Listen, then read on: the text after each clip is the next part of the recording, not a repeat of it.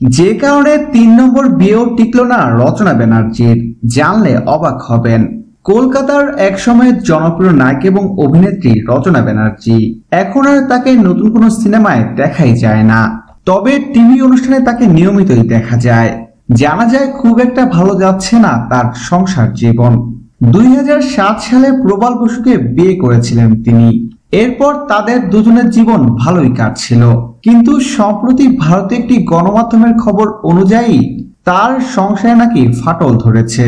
তিনি নাকি এখন আর তার স্বামীর সঙ্গে থাকছেন না।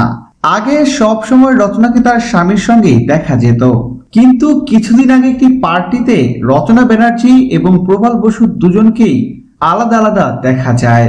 এরপর গুঞ্জন রটে আবারও নাকি ভাঙতে চলেছে তাদের সংসার।